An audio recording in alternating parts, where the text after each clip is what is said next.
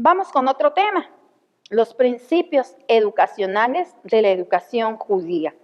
Este es otro tema, o cuando estamos estudiando la educación de determinado pueblo, determinado contexto, en este caso los judíos, hay algunos aspectos que hemos venido nombrando, los centros o las estructuras educativas, hemos venido nombrando también cuáles son los propósitos, hemos nombrado cuál es el currículo y también estudiamos, en este caso, los principios. Ya hablé que los principios son las reglas, son los fundamentos, son los pilares bajo los cuales se construye, o bajo los cuales se edifica la educación. Y la educación judía se construyó o se desarrolló bajo estos principios educacionales, la organización o la estructuración de la educación. Cuando llegamos a la educación judía, hemos pasado de la educación hebrea, que es una educación más informal, una educación más informal, es decir, no organizada, no estructurada, y cuando llegamos a la educación judía pasamos a una educación más formal, organizada o estructurada. Esto puede observarse en la sinagoga. En la sinagoga ya había una estructuración. Estamos hablando de que hay oficiales. Estamos hablando de quiénes son las personas o cuál es el orden de las personas que pueden entonces participar en el culto. Se necesitan 10. Estamos hablando que los niños, hay un acceso aparte o un lugar aparte donde se instruye a los niños. Y ya entonces estamos hablando de que hay una organización. Entonces, un principio de la educación judía es que hay una organización de la educación, ¿verdad? Entonces, la educación de manera informal en el hogar pasó a una educación más formal en la sinagoga, con personas reconocidas y nombradas como maestros. En la sinagoga, el culto de adoración exhibe un orden y había personas responsables de la adoración e instrucción. Entonces, la educación judía es más formal, ¿verdad?, que informal o no formal. Pero también otro principio de los judíos es que la educación se da en todo tiempo y lugar. La educación del niño judío comenzaba en su hogar, cuando el niño aprendía a hablar, pero los judíos en la diáspora también necesitaban un lugar al cual ir para adorar y aprender de Dios. Es por ello que al verse desterrados o despojados, buscan la forma de seguir instruyendo y se da origen a las sinagogas. Ya no estaban en su territorio, o terruño, como a veces decimos, en su tierra, pero aún estando en otro lugar, ellos tenían se puede decir, esa convicción de que deberían de ser instruidos en los mandatos, estatutos y decretos que Dios les había dado. Y entonces ellos querían conocer la ley, ¿verdad? Y ellos, aún en la diáspora, aún en la cautividad, ellos entonces seguían practicando la educación. Este es un principio que debe darse, que la educación entonces no está exclusiva para un solo lugar, ¿verdad? Sino que la educación se puede dar en todo momento y en todo tiempo. En ocasiones, a veces, en nuestras iglesias locales, ¿verdad?, encontramos con algunos límites para la educación. Mucho se ha comentado o se sabe que la educación tiene que estar a las 10 de la mañana a través de la escuela bíblica dominical y nada más en domingo, y tiene que ser nada más en el lugar de reunión que nosotros normalmente llamamos a veces templo, ¿verdad? Y nada más ahí. Y pensamos que así es o que así debe de ser nada más y establecemos límites. Pero estamos viendo que los judíos estaban primero en el hogar, pero luego al ser desterrados, entonces ellos tienen una alternativa. Y la alternativa que ellos entonces sugieren o proponen es la sinagoga. Esto nos da la idea que ellos adoraban o instruían o seguían entonces buscando su identidad a través de idear la educación para cualquier momento, ¿verdad? O en cualquier, como hemos mencionado acá, lugar o espacio. Y podemos ver que los espacios no nos deben de limitar. De hecho, la educación, los agentes principales de la educación son los alumnos y los maestros, no necesariamente las estructuras, ¿verdad? O podemos pensar que el área educativa. No podemos decir que no va a haber educación si no tenemos un salón de clases o no tenemos un lugar. no podemos decir que no hay educación. La educación la hacen los alumnos y maestros. Entonces, siempre y cuando hay personas y hay un maestro, entonces la educación se puede dar siguiendo este principio de los judíos. La enseñanza es otro principio de la educación judía. La enseñanza era esencial, les daba identidad como pueblo escogido de Dios. El ideal primordial de los judíos era el de santidad, de diferencia, de separación de todas las demás naciones para pertenecer a Dios. Por lo tanto, su sistema educacional fue el instrumento por el cual su existencia como nación y el cumplimiento de su destino fueron asegurados.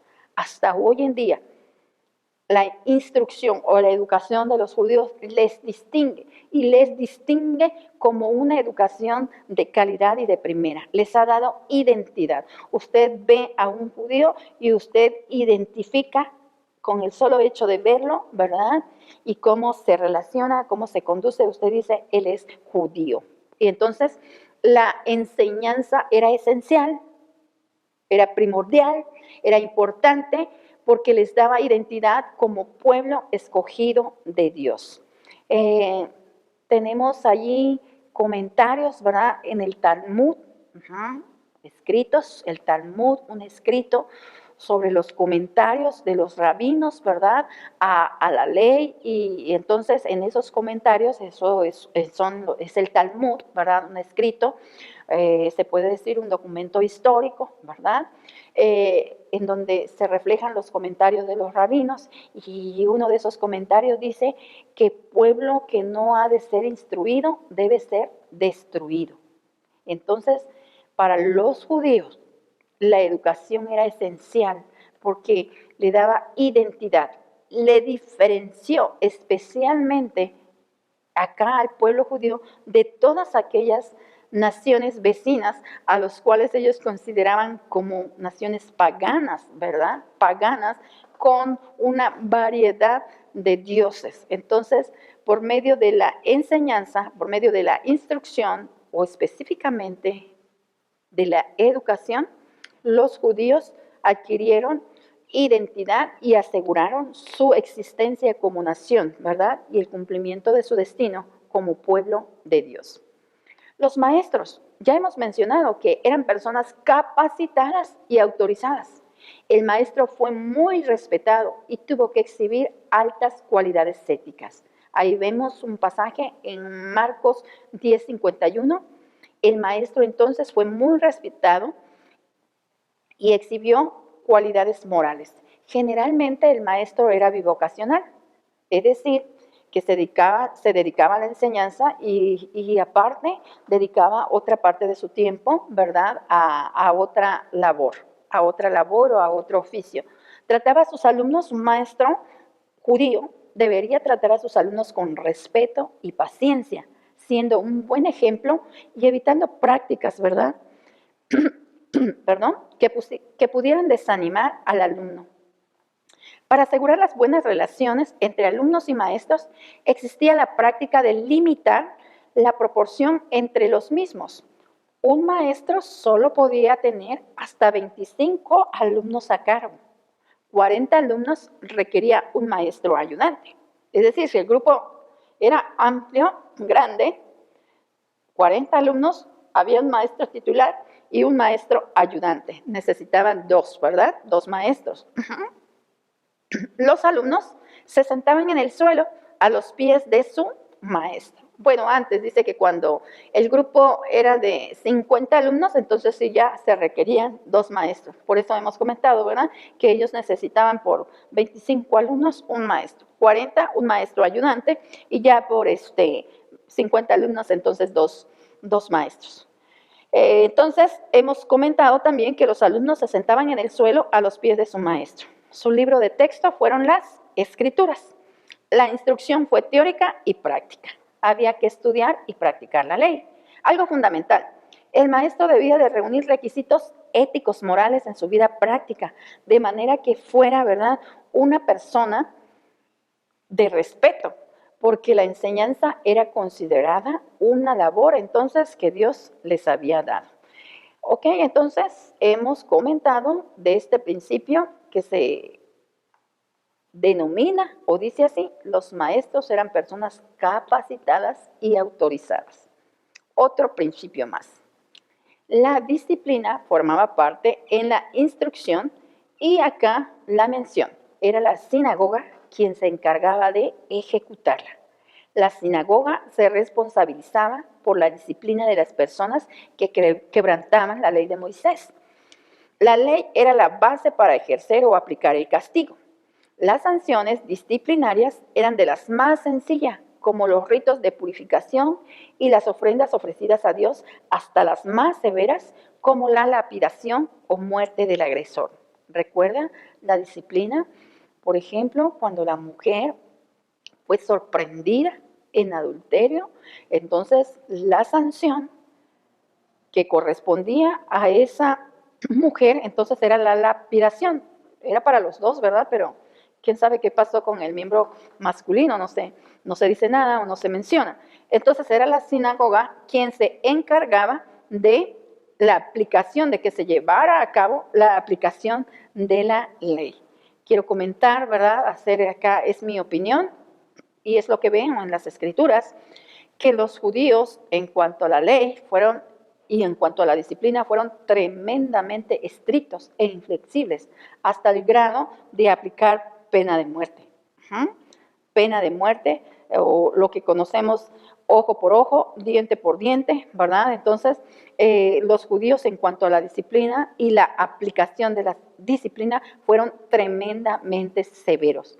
Mi comentario es que hoy en día en la educación, para lograr la dignificación del ser humano, la realización del ser humano, la disciplina debe ser un ingrediente necesario o es un ingrediente necesario, pero debe de aplicarse con mucho amor y con mucho respeto al hombre, ¿verdad? Tenemos que tener cuidado en ese sentido de no ser tan legalistas y matar al individuo. El Señor Jesús, cuando se da esta situación, aplicó el perdón, aplicó la restauración del ser humano y en ese sentido para esto es la disciplina, para restaurar, para reformar al ser humano para que cada día se parezca más y viva más de acuerdo al varón perfecto que es nuestro Señor Jesucristo. Y la disciplina debe de tener el propósito de dignificar al ser humano para que el ser humano refleje cada día la imagen de nuestro Señor Jesucristo. Entonces, pero los judíos, ellos fueron extremadamente rígidos, legalistas para la aplicación de la disciplina, ¿verdad? Ok, seguimos entonces o hacemos. Voy a hacer el repaso de los principios. Nada más entonces voy a leerlos y voy a repasar los principios educacionales de los judíos. Organización o estructuración de la educación, educación en todo tiempo y lugar. La enseñanza era esencial, pues les daba identidad como pueblo de Dios o pueblo escogido de Dios, y los maestros eran personas capacitadas y autorizadas para la tarea de la enseñanza, y el maestro, ¿verdad?, tuvo que exhibir altas cualidades éticas. Asimismo, un último principio, la disciplina, ¿verdad?, formaba parte en la instrucción. La disciplina era para instruir y era entonces la sinagoga quien se encargaba de ejecutarla.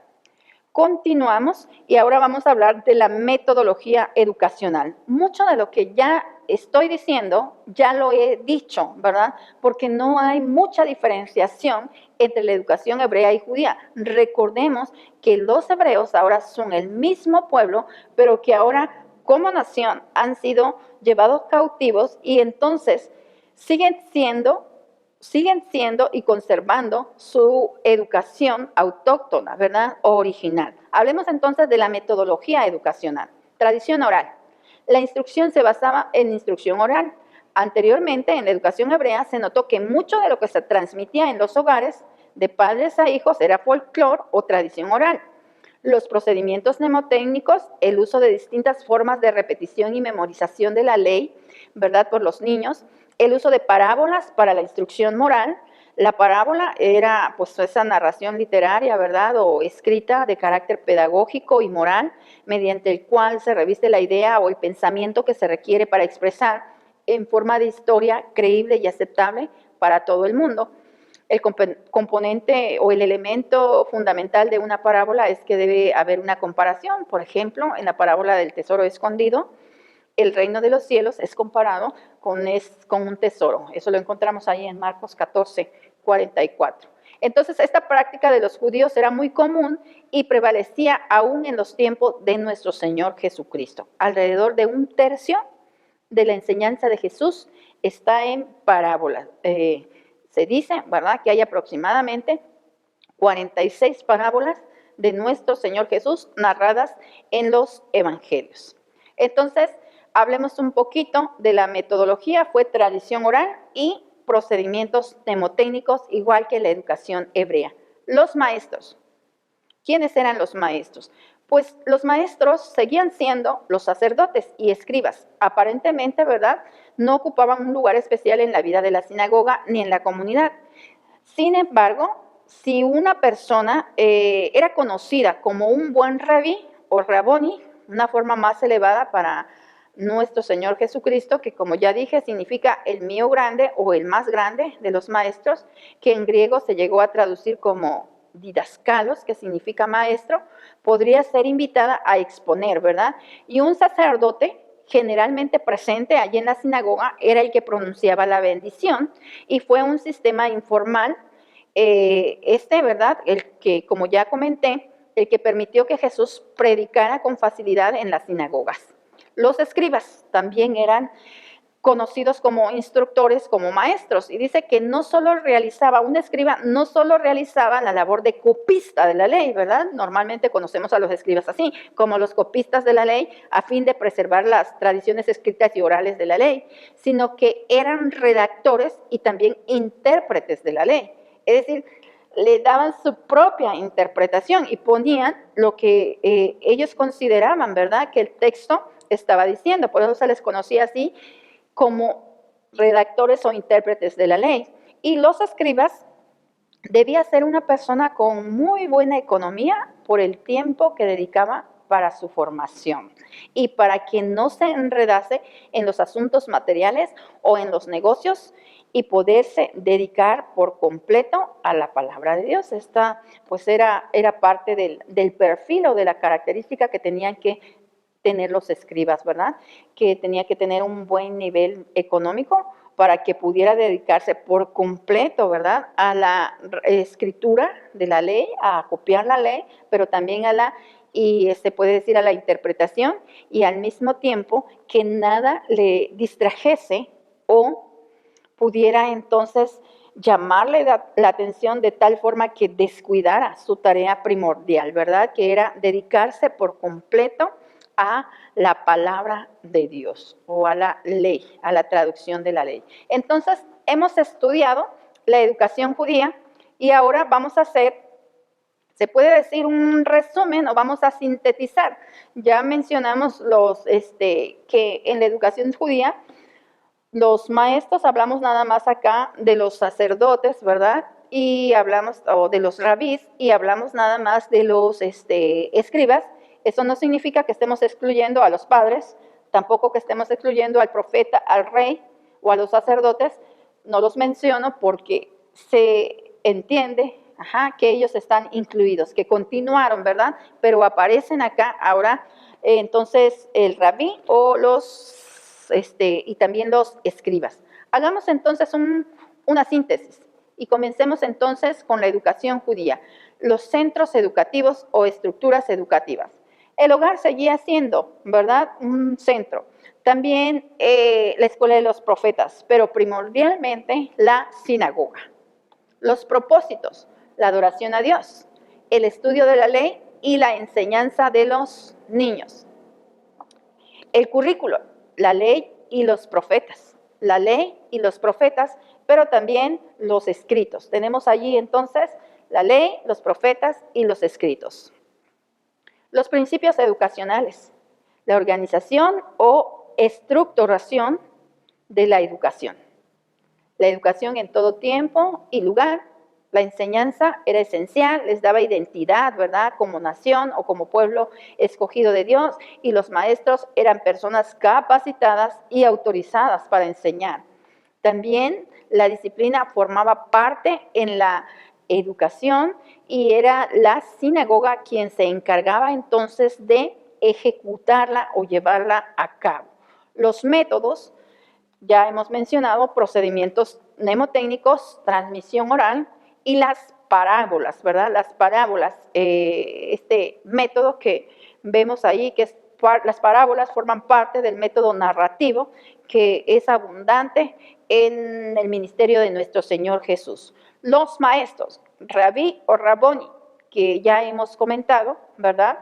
Que mediante un rito de ordenación, entonces se ordenaba por otros maestros, ¿verdad? A los rabís, ¿verdad? A los rabís, y entonces se les denominaba así raboni, un título intensificado para el rabí. Usted se acuerda que en el Nuevo Testamento encontramos partes o porciones bíblicas donde nuestro Señor Jesús es llamado rabí. Por ejemplo, Nicodemo, un maestro de la ley, alguien que se encargaba, que también era maestro, denomina a nuestro Señor Jesús como rabí. Eso nos indica que le está dando o está reconociendo la autoridad de nuestro Señor Jesús, que él lo considera como un gran maestro o como el maestro más grande. También entonces hablamos de los escribas, de los reyes, de los profetas, también hablamos de los padres como maestros y también hablamos, ¿verdad?, de las nodrizas. También vamos a ver en la educación judía nodrizas. Por ejemplo, Pablo hace una comparación y dice que la ley es nuestro ayo, nuestra institutriz. La ley la compara refiriéndose a la Torá, que la ley es nuestra ayo, es la que nos educa, hace allí una comparación, nos educa, ¿verdad? La ley es nuestra ayo, diciendo que es nuestra institutriz o es nuestra nodriza. Entonces las nodrizas también eran institutrices o educadoras, y esos son los maestros en la educación judía. Y un aspecto más que quiero tomar de la educación judía y con ese aspecto terminar. Les dije que habíamos estudiado la educación hebrea y la educación judía para hacer una comparación entre lo que es la educación hebrea y judía con lo que nuestras iglesias estamos haciendo o estamos educando o cómo estamos haciendo la educación en el día de hoy. Y muchas cosas quizás de la educación judía y de la educación hebrea nosotros las seguimos realizando y yo creo que debemos afirmarlas, debemos valorarlas o debemos darles continuidad, conservarlas. Pero habrán cosas dentro de nuestra educación cristiana en nuestras iglesias locales que quizás no las tenemos ahí porque las hemos adquirido por tradición, que no son bíblicas, pero que las tenemos ahí por tradición, porque así nos las enseñaron, porque a veces tenemos modelos de tradición oral, no necesariamente modelos bíblicos, ¿verdad? Entonces, cuando nosotros encontramos esas cosas o esos modelos, nosotros es ahí donde yo les propongo, ¿verdad?, hacer los ajustes necesarios, no que derribemos lo que estamos haciendo o que quitemos lo que estamos haciendo, sino que observemos cómo en el Antiguo Testamento y parte del Nuevo se hizo la educación, cómo educaron los hebreos y cómo educaron los judíos, y entonces nosotros observar a ellos para nosotros proponer, ¿verdad?, si a ellos entonces benefició, si a ellos fue una bendición la educación así hebrea y judía. También para nosotros hoy en día eso es una oportunidad en la cual dinámicamente podemos crecer y avanzar y desarrollar, ¿verdad?, en nuestra educación. Es ahí donde nosotros tenemos que, analizando las educaciones predecesoras de la educación cristiana, proponer los ajustes. Entonces, tú como estudiante puedes reflexionar, evaluar la educación en el contexto donde ministras y proponer en dónde hay que hacer algún ajuste o dónde hay que dar continuidad y afirmar, ¿verdad?, a aquellos que están haciendo esa labor. Porque no necesariamente todo lo que estamos haciendo en nuestras iglesias es inadecuado. Muchas cosas de las que estamos practicando o cómo estamos viviendo la educación cristiana son que hemos heredado, que hemos aprendido de la educación hebrea y de la educación judía, pero también tenemos que valorar aquellas que no son prácticas adecuadas. Una de ellas que en nuestras iglesias yo he observado, ¿verdad? Quizás en el contexto en el que yo he ministrado, y es mi opinión, es mi percepción, es que principios de la educación judía que no deben de ser imitados. Y la aplicación de la disciplina. Ya mencioné esto, la disciplina extremosa o extremadamente radical al grado de promover la muerte del individuo. Entonces, no estoy de acuerdo. El modelo de educación cristiana que encontramos de nuestro Señor Jesucristo, Él es Señor de la ley. Él es Señor del día de reposo. Él es el Señor que le dijo a la mujer que sorprendió en adulterio, vete, no peques más, ¿verdad? Le hace la pregunta y le dice, ¿dónde están aquellos, verdad, que quieren apedrearte? No estaban. Entonces él le dice, vete, no peques más, y entonces él dignifica a la persona. En este caso es una mujer, ¿verdad? Pero él dignifica a la persona. Entonces la disciplina debe dignificar al ser humano, debe restaurar al ser humano y debe de llevarse a cabo con mucho amor y respeto por la persona. Y debemos de buscar los principios prioritarios de las Escrituras, que es el amor a Dios y el amor al ser humano. Dice, amarás a Dios con todo tu corazón, con toda tu mente, con todas tus fuerzas, ¿verdad? Y a tu prójimo como a ti mismo. Entonces, este es el principio que nos debe de regir cuando nosotros ejecutamos o llevamos a cabo la disciplina, ¿verdad? La disciplina entonces debe hacerse con respeto, dignificar al ser humano y seguir el principio de amor a Dios y amor al prójimo. Si el prójimo está bien en su relación con Dios y está bien en su relación con el hombre mismo, ¿verdad? Entonces hemos llevado a cabo una verdadera disciplina. No estoy de acuerdo con la disciplina, ¿verdad? Como la practicaron o la llevaron a cabo los judíos. Hay otras cosas más en la educación judía, ¿verdad? Como la discriminación del gentil, la discriminación a las mujeres, la discriminación también entonces se puede decir a los niños, ¿verdad?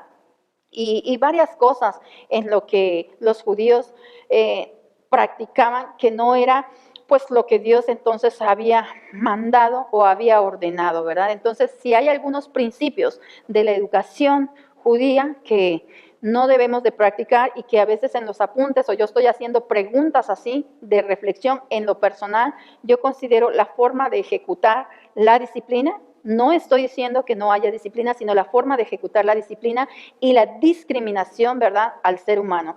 Todos los hombres somos iguales delante de Dios, no hay sexo, no hay entonces nacionalidad, no hay aspectos físicos, no hay aspectos raciales. Todo hombre fue creado a la imagen y semejanza de Dios, dice allá en Génesis 1, 26, 27. Por lo tanto, merece entonces todo respeto y toda dignidad. Y por eso entonces no concuerdo, es mi opinión, de no discriminar y no aplicar la disciplina de manera extremosa como se practicó, ¿verdad?, en la educación judía.